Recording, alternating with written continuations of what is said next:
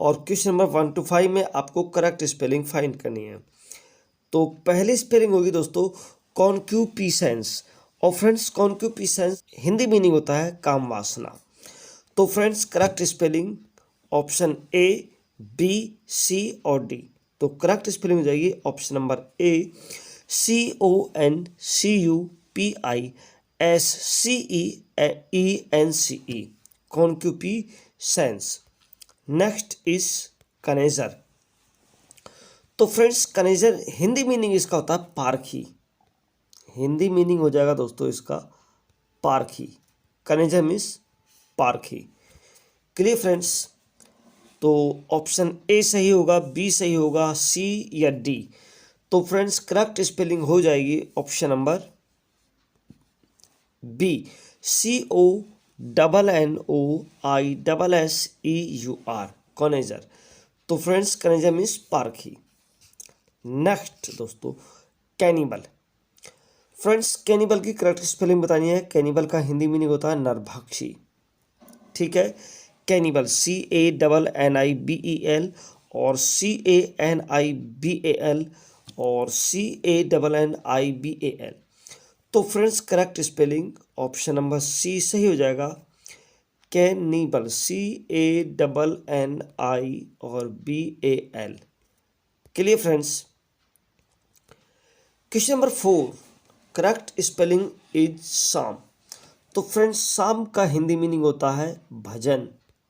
ये फ्रेंड्स तो correct spelling option C हो जाएगी, PSALM, शाम। शाम मीन्स भजन या प्रार्थना की।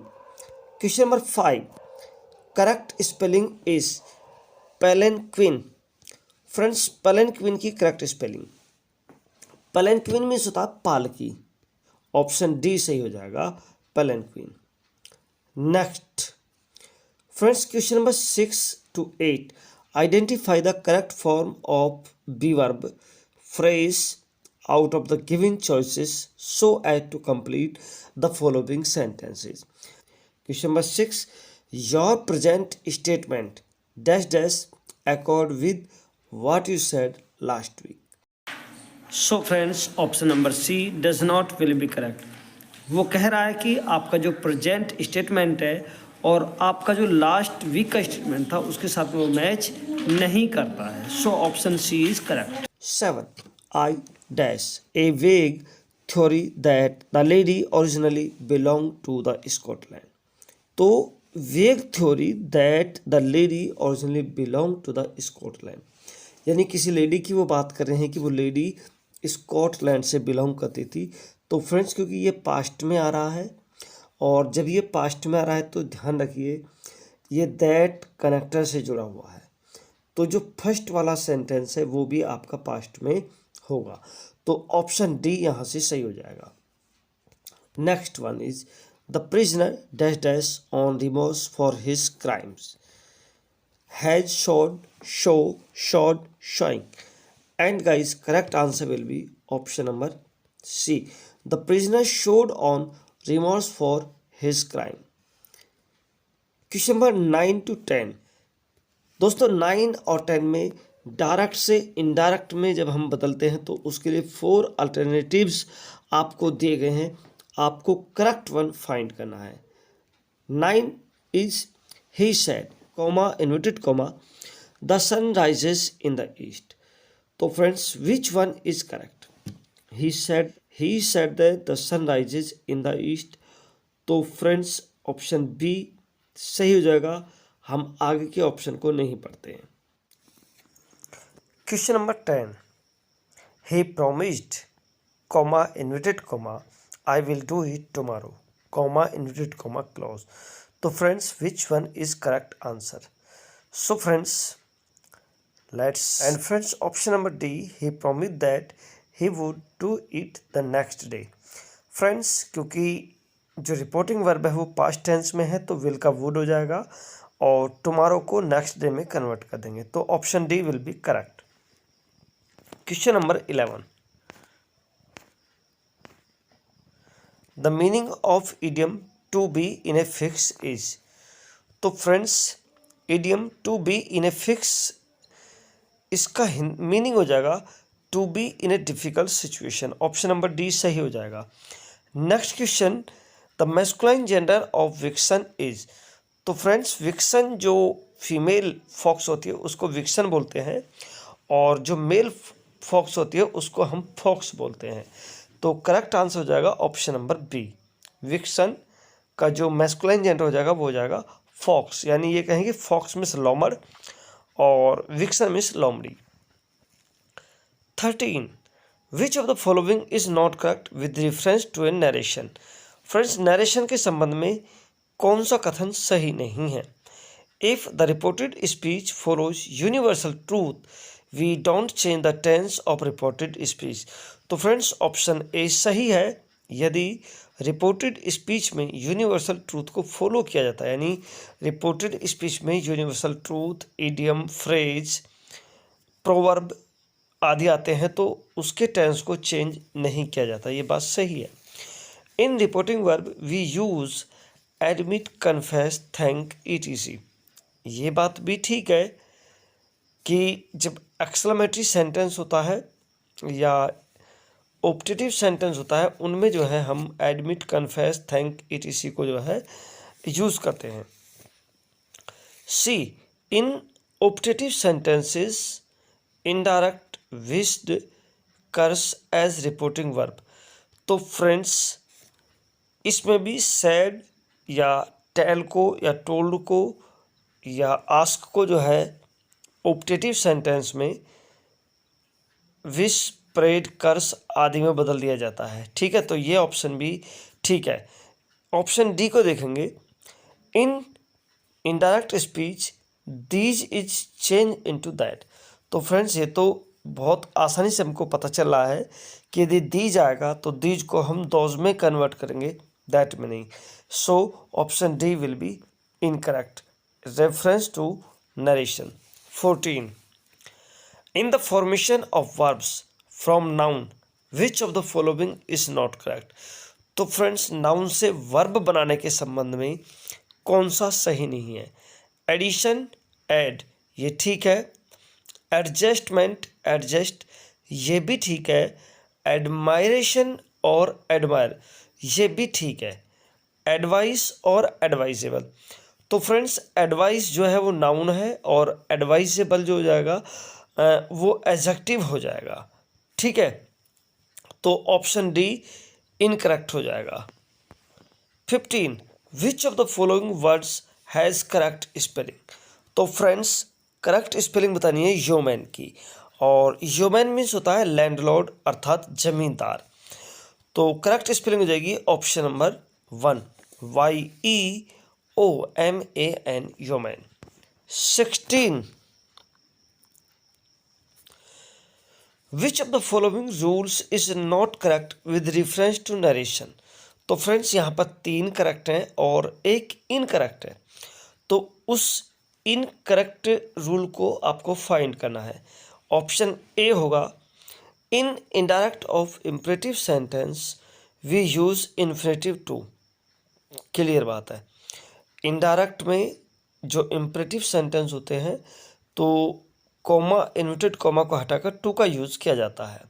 B, the reporting verb said या said to is change in propose, suggested और propose to, suggested to in indirect of imperative sentences. ये बात भी सही है, यानी यदि इम्परेटिव सेंटेंस होता है और सैड या सैड टू को इनडायरेक्ट में बनाते समय हम propose, suggested, propose to, suggested to आदि में कन्वर्ट कर देते हैं। Option C, in indirect yesterday change into the next day.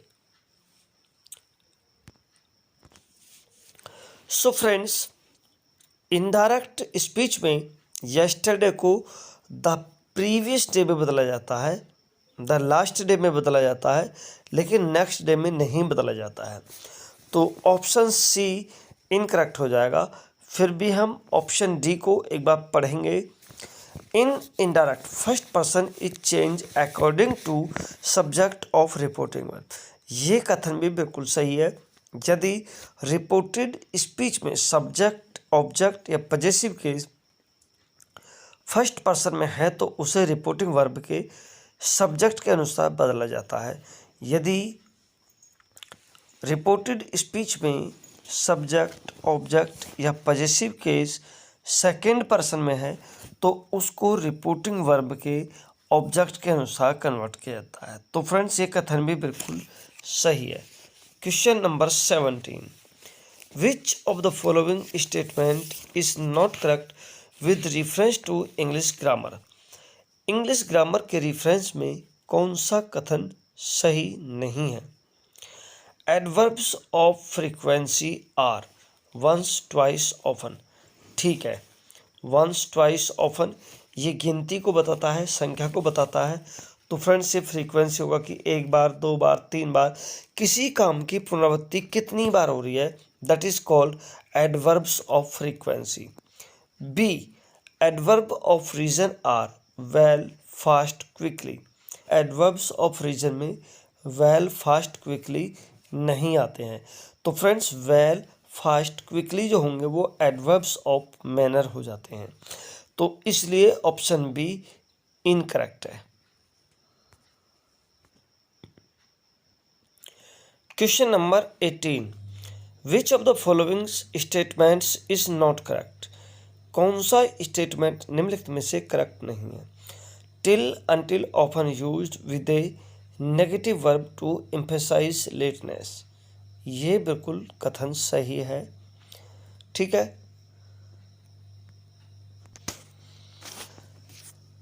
Question number 18, which of the following statements is not correct. Till, until often use with a negative verb to emphasise lateness. तो friends, ये correct हो जाएगा।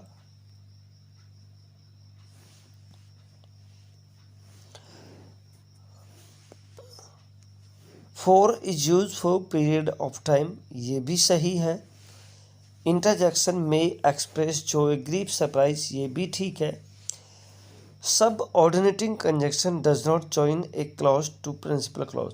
तो friends, ये कथन सही नहीं है कि जो सब ऑर्डिनेटिंग कंजंक्शंस होते हैं वो जो सब ऑर्डिनेट क्लॉज होती है उसको प्रिंसिपल क्लॉज से रिलेट करते हैं। तो ये कथन सही नहीं है।